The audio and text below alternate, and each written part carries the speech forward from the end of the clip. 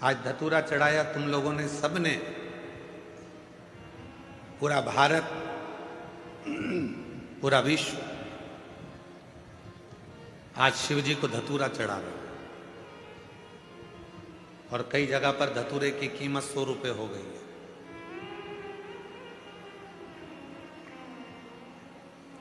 वो तो social media पे चल रहा है कि भोपाल, इंदौर, नरसिंहपुर, ग्वालियर, आगरा, कानपुर, लखनऊ धतूरे की कीमत 100 रुपये, 150 रुपये, 60 रुपये, 70 रुपये, 300 रुपये तक धतूरा बिक रहा है।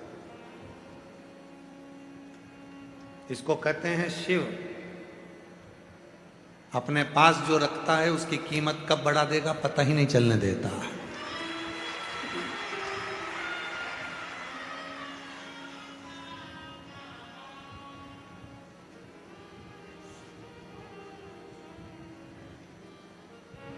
आज आप लोगों ने हल्दी लगाकर धतूरा चढ़ाया है, शिव जी को प्रार्थना करी है, निवेदन करा है, विनती करी है, विनय करा है, बाबा को अपने मन की बात कही है।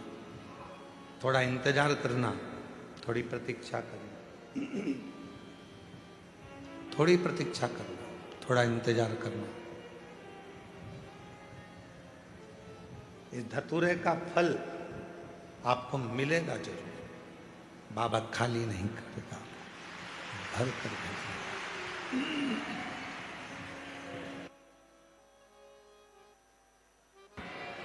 भेजेगा वो, उसका फल आपको मिलेगा।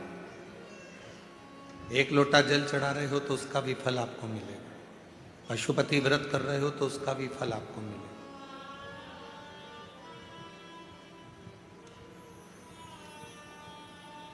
खाली ना जाता कोई दर से तुम्हारे, खाली ना जाता कोई दर से तुम्हारे, मैं भी खड़ी हूँ नन्ही बाहें पसारे, अपने हृदय से लगा लो, गिरा जा रहा हूँ, उठा भोले अपने दर से अब तो ना टालो, गिरी जा रही हूँ, उठा। उसका फल आपको प्राप्त मिलेगा। सब्र रखना, इंतजार करना।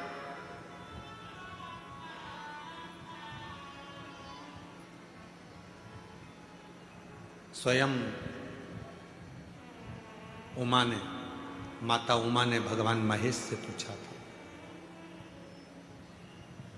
जिन भगवान महेश की संतति में आज भी महेश्वरी समाज को माना जाता है, उन्हीं उमा महेश संवाद करते हैं।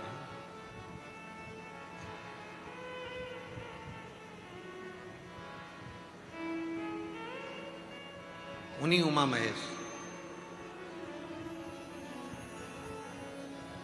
माता उमा ने महेश भगवान से पूछा, शिव जी से पूछा,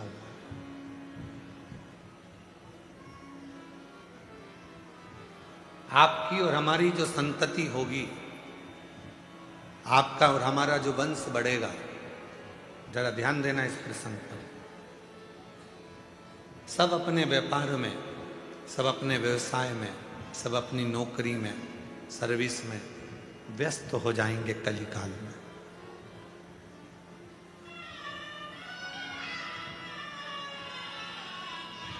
संसार का प्रत्येक मानव अपने अपने कार्य में लगा रहेगा, तब उस व्यक्ति वो अपने परिवार का भरण पोषण करेगा, अपने आप को संभालेगा, समाज को संभालेगा, घर को संभालेगा, कुटुंब को संभालेगा, परिवार को संभालेगा।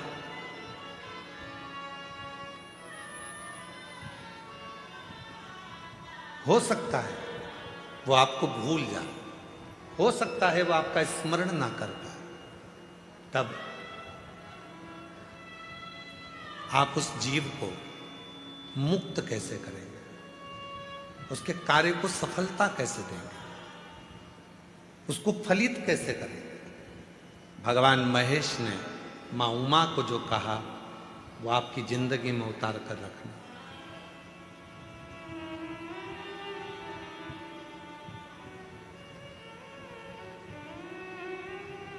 भगवान शंकर और पार्वती का जो रिश्ता है वह 51वें नंबर पर आता है।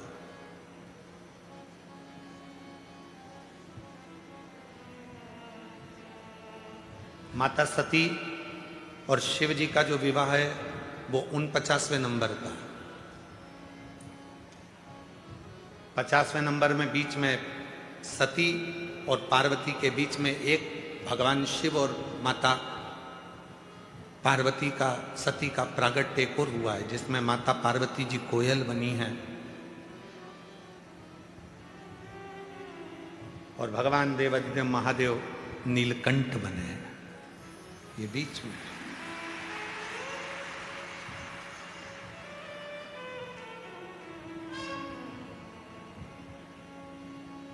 39वां नंबर है उमा महेश भगवान का संवाद। और उन संवादों में माता पार्वती जी ने पूछा कि जीव को मान लो तुम्हें भूल गया, तुम्हारा स्मरण नहीं कर पाया, तुम्हारा भजन नहीं कर पाया, तुम्हारे मंदिर तक भी नहीं पहुंच पाया, तुम्हें भूल गया, तुम्हारे मंदिर तक भी नहीं पहुंचा, तो उसकी गति कैसे होगी, उसकी मुक्ति, उसका कार्य सिद्ध कैसे होगा, उसको सफलता कैसे मिलेगी। तो जो भगवान महेश ने मां उमा को कहा, संपूर्ण जगत के लोगों को याद रखना चाहिए।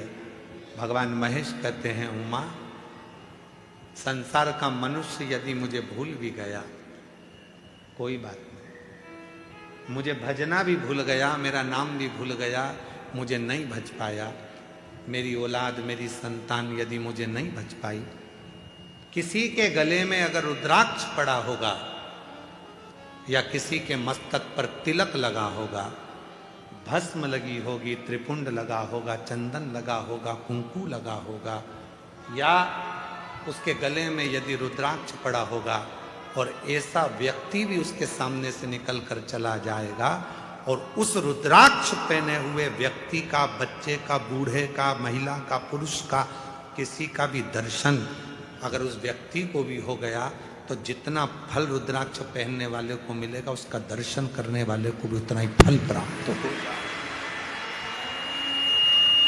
उतना ही फल प्राप्त हो जाए। एक रुद्राक्ष में कितना बल होता है जरा ध्यान करिएगा। एक रुद्राक्ष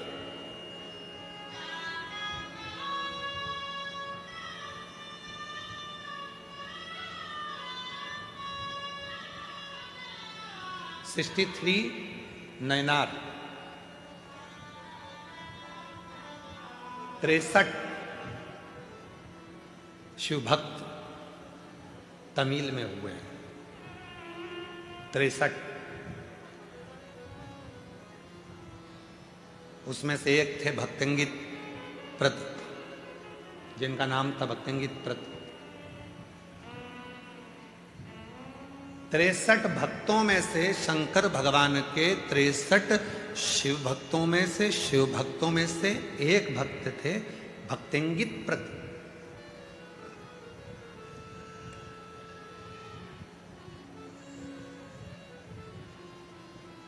बहुत बड़े पैसे वाले थे, बहुत बड़े। उनके पिताजी भी हीरे पन्ने का काम करते थे और भक्तंगित प्रत पिताजी के जाने के बाद वो भी हीरे पन्ने का काम करते थे। मां कावेरी के तट पर रहते थे।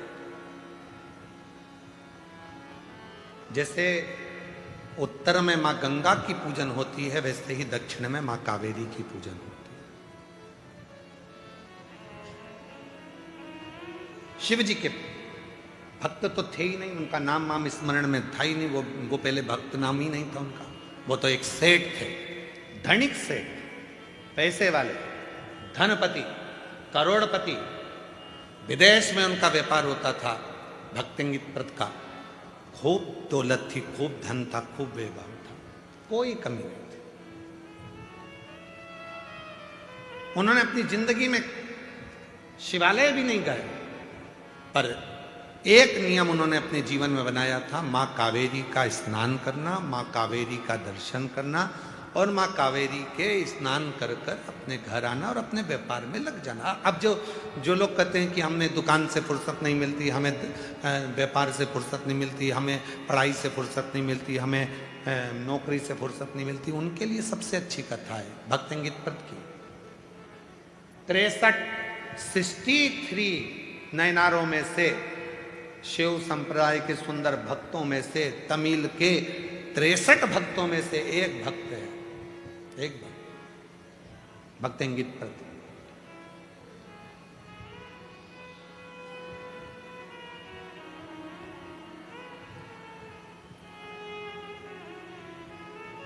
माँ कावेरी का स्नान करते थे, पूजन करते थे और आ जाते थे, अपने काम में लग जाते थे। दिन भर काम काम काम, अपना काम जो है उसमें लगे। धर्म पत्नी के औलाद नहीं थी, संतान नहीं। सारी दुनिया के जितने भी वेद थे, डॉक्टर थे, सबको दिखाया गया, वेदों को दिखाया। अब पैसा की कमी तो थी नहीं, फिर भी उनके घर में औलाद का सुख नहीं आया भक्तिंगित पद के। और जब भक्तिंगित पद के घर में जब संतान नहीं हुई तो उन्होंने विचार कर लिया कि ये दौलत, ये हीरे, ये जवाहरात, ये धन, ये दौलत किस काम। अब व्यापार करूंगा पर मेरा व्यापार मैं नहीं संभालूंगा, मेरे नौकर संभालेंगे, सेवक संभालेंगे और अपन तो अपनी बस घर में आराम करेंगे, वही की वही कर देंगे। धर्म पत्नी का नाम था वसुमती। वसुमती ने एक दिन पूछा अपने स्वामी से कि तुम आजकल दुकान पर नहीं जाते, व्यापार नहीं करते, विदेश यात्रा नहीं कर रहे हो, हीरा जवाहरत बेचने के लिए नहीं जा रहे हो। भक्तिंगित पद ने कहा कि मुझे अब जाने की जरूरत नहीं है, अब नहीं जाऊंगा। किसके लिए कमाऊंगा? जब औलाद ही नहीं है तो फिर कमाना क्या? अब नहीं जाऊंगा, अब नहीं जाऊंगा मैं, अब मुझे जाना ही नहीं। फिर भी धर्म पत्नी वसुमती ने उनको धीरे धीरे धीरे धीरे काम पर भेजा। एक दिन की बात थी, भगवान शिव करुणा कैसे करते हैं वो देखिए, कृपा कैसे करते हैं। आज कावेरी का स्नान कर कर जब आ रहे थे, एक कोई शिव भक्त, गले में रुद्राक्ष, लाल धागा था और एक रुद्राक्ष लटक रहा था उसमें। उस रुद्राक्ष के आगे आगे झूलने से उस भक्तिंगित पद के नेत्र चले गए और उसने उस शिव भक्त के चेहरे का दर्शन कर लिया। कई लोग कहते हैं सीवर वाले गुरुजी कोई कथा, ऐसी ऐसी कथा लाते हैं कि वो हमको, तो हम फिर कहें 63 नयनार में से भक्तिंगित पद का कथा निकालना। 63 शंकर भगवान के भक्त जो तमिल में हुए हैं उसमें से एक भक्त की कथा ये है कि रुद्राक्ष पहनने वाले के मात्र मुख का दर्शन कर लो तो भी शिव के दर्शन का फल प्राप्त हो जाए। कोई कहता है कि रुद्राक्ष क्या महिला नहीं पहन सकती? कौन सी पुराण में लिखा है कि रुद्राक्ष महिला नहीं पहन सकती? कोई कहता है रुद्राक्ष क्या लड़कियां नहीं पहन सकती? शिव महापुराण की कथा कहती है मेरी जगत जननी जगदम्बा तो कुंवारी अवस्था में हिमालय राज ने उनके गले में रुद्राक्ष धारण कर दिया था। माँ पार्वती के गले में रुद्राक्ष बाल्यावस्था से था, कुंवारी अवस्था से था।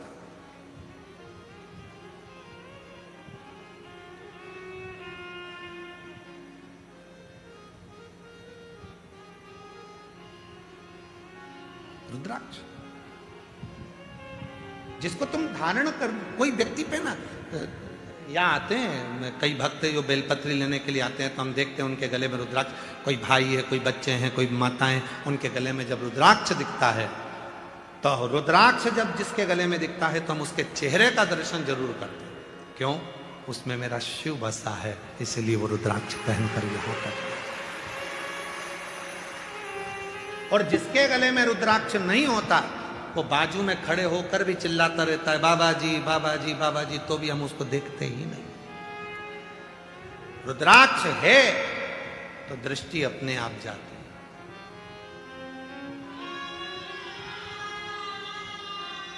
टीसी, ट्रेन का जो टीसी होता है, टिकट काटने वाला होता है, तुम टिकट लेकर बैठोगे तो तुम्हारे पास वो टीसी आएगा ही नहीं। टीसी हमेशा पहचानता है, जिसके पास टिकट नहीं होता उसको टीसी तुरंत देख लेता है। यही है।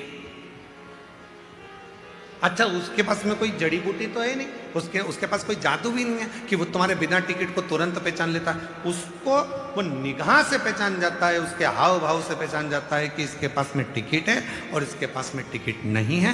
बस टीसी उसके मन के अनुभव से समझ जाता है। उसी तरह शिव का भक्त आपके गले में अगर रुद्राक्ष होगा तो आपका केवल उस गले का कंठ देखकर, आपका हाव भाव देखकर समझ जाएगा कि इसने रुद्राक्ष धारण कर रखा है, तो दृष्टि चली।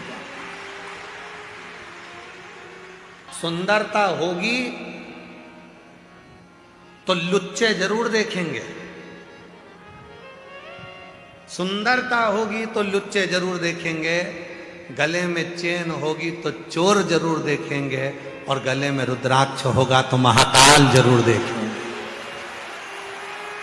महाकाल जरूर देखेंगे।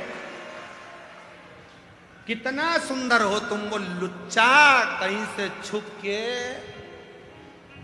कितनी सुंदर है, कितनी सुंदर है, कि वो लुच्चा देखेगा। और तुम्हारे गले में जैसे ही सोने की चेन पड़ी तो चोर पीछे पड़ी। अब जरा विचार करो, सोने की चेन देखकर चोटा पीछे पीछे आता है, तो रुद्राक्ष देखकर मेरा कालाधिपति महाकाल भी पीछे पीछे आता है। रुद्राक्ष देखकर वो शिव पीछे आता है।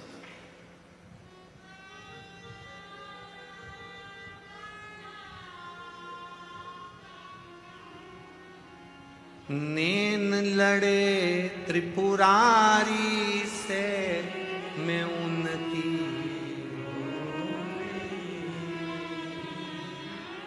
नैन लड़े त्रिपुरारी से मैं उनकी,